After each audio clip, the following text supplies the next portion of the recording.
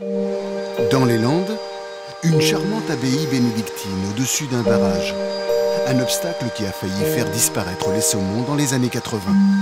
Alors, pour faciliter leur passage, l'homme a créé sur la plupart des barrages des passes à poissons comme celle-ci. Voilà, cette passe à poissons permet au saumon de remonter et d'éviter le barrage. C'est essentiel pour le saumon. S'il n'y a pas ça, il n'y a pas de saumon. Ces barrages-là sont franchissables, mais les barrages mûrs sont infranchissables et les saumons vont mourir au pied. Aujourd'hui, les saumons peuvent à nouveau naître dans la Dour, avant de parcourir des milliers de kilomètres vers les eaux du Groenland. Puis, à la fin de l'hiver, ils reviennent vers leur lieu de naissance pour se reproduire et donner vie à une autre lignée. Dans les Landes, ils ne sont pêchés qu'au printemps, lorsqu'ils remontent à nouveau la rivière. Christian Belvedere capture une vingtaine de saumons par an. Pas facile de les pêcher avec un simple filet dérivant. Les saumons, quand ils rentrent dans le Dour, ils montent, quoi. Et donc nous, il faut qu'on les attrape au passage. Quand ils sont vraiment motivés pour monter, ils avancent, quoi.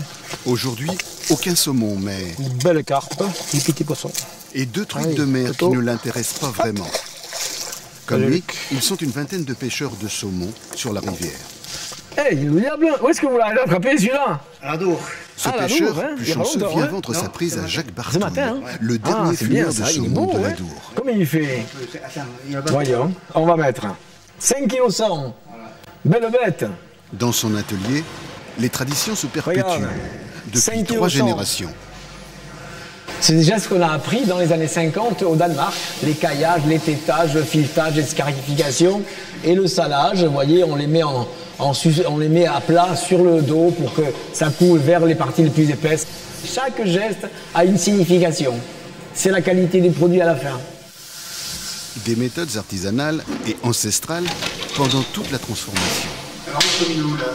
Nous sommes devant les fumoirs, copie des fumoirs danois des années 50. Et c'est un fumoir qui fume très très lentement, avec un très faible débit de fumée, et donc une qualité de fumage exceptionnelle. Hein, nous fumons avec de l'aulne, comme les Danois nous l'ont appris. Fumé, tranché ou en filet, un poisson rare que l'on retrouve au menu des plus grandes tables, comme à Biarritz, où le chef Jean-Marie Gauthier nous propose une recette très simple qui fait la part belle au goût. Ce qui est joli sur le saumon de la Dour, c'est déjà sa couleur, et puis on voit, c'est pas un poisson qui est très gras, on voit, c'est... Je dirais que là, on a un sportif de haut niveau, quoi. Ça me rappelle l'enfance, quoi.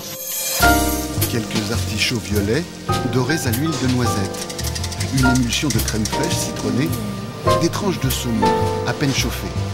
Et le tour est joué pour ce plat craquant et fondant. Le saumon de la Dour, un mets d'exception à 230 € le kilo. Sans doute le prix de la rareté.